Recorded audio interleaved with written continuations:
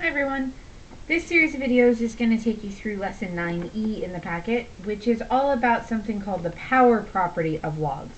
This is actually one of the most helpful properties that logs can offer us because it actually unlocks one of the biggest reasons why we learn logs at all, and that's to solve equations that have exponential properties that are kind of hard to solve with guess and check or our current methods.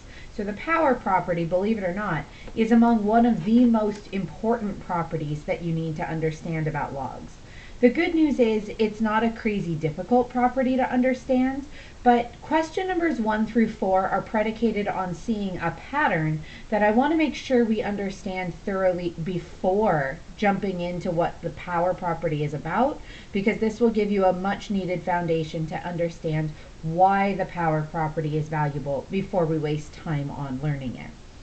Now in question number 1, it's going to ask you to evaluate each expression and to fill in the blanks required to make these two statements on the two different sides of the problem equivalent.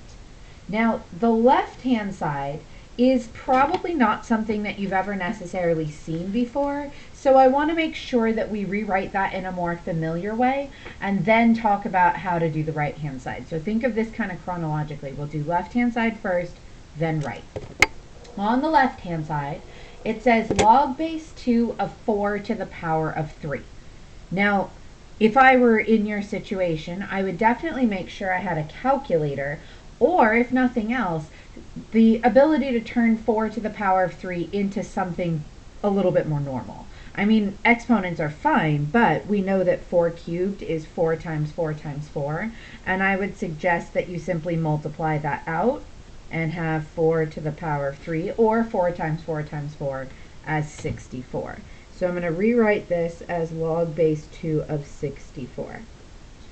Now it says log base 2 of 64 equals, and then a blank. So if you're not sure what to do with this, you could almost think of this kind of like an equation. I'll pull a little scratch paper here.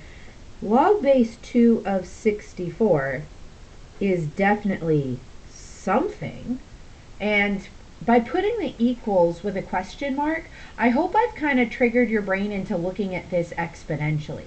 We spent really all of last week talking about the idea that logs and exponentials are synonymous with each other, that you can rewrite a log as an exponential. So hopefully this triggered that part of your brain that's like, ooh, wait, I can think of this exponentially.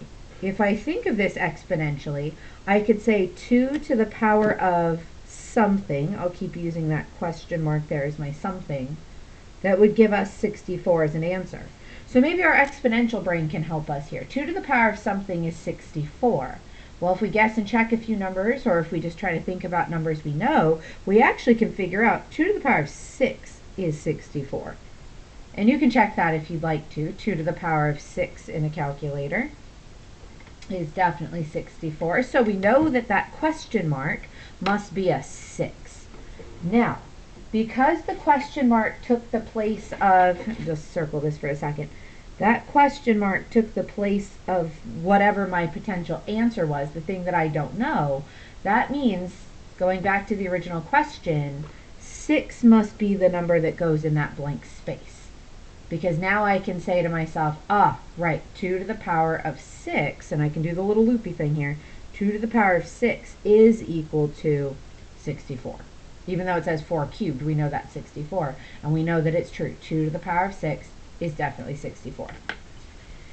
Now, on the right-hand side of the problem, it says which is equivalent to, and then it gives us another problem to fill in. Something times log base 2 of 4. What that means is we need to fill in that blank space in the second part of the problem so that this blank space times whatever log base 2 of 4 is gives us 6 as an answer. So now let's focus on the right-hand side of the problem. Log base 2 of 4. Again, if you want to think about this in a more logical way, you could say log base 2 of 4 equals something. We don't know. But I like to use that little equals to thing just because it helps kind of trigger my brain to go, oh, exponential, right. it's kind of hard to remember, especially at first, that logs are really just exponentials in disguise. So writing the equals and then the question mark kind of helps make that connection in our brain more clear. So now I'm going to think 2 to the power of something that has to be 4 as an answer.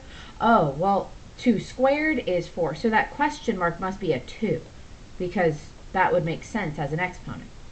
Now, if the question mark was basically the thing that log base 2 of 4 was equal to, that means this whole thing is really just a giant 2. So I'm going to kind of clean this up a little bit, and instead of log base 2 of 4, I'm just going to say, oh, well, that's a 2. The question mark is really the value that the exponent needs to be, so the exponent needs to be 2. And now I have this blank space times 2.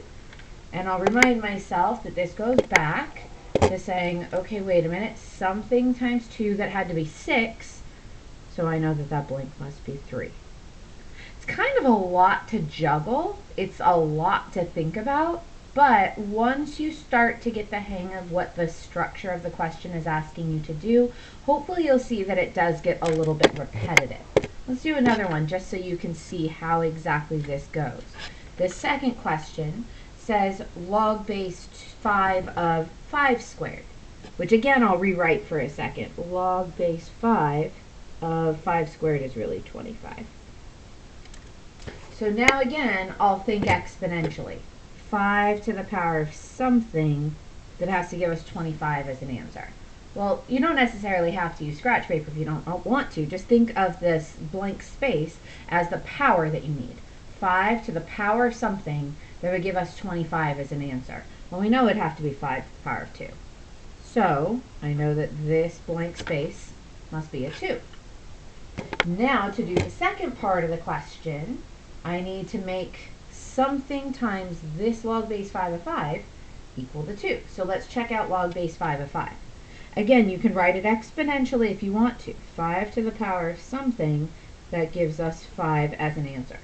If that's confusing, you could do it another way. But most people, by the time they get the hang of this log thing, they just realize that when it says log base 5 of 5, it's asking for the power that takes the base and turns it into this number. So 5 to the power of what would give you 5 as an answer? Well, we know that 5 to the power of 1 would give us 5 as an answer, which means this whole quantity is really just a big old 1. And I'm going to cross it out and just put a 1 there so I can remind myself it doesn't need to be super complicated. It's just a 1. So something times 1, now I need to think about that blank.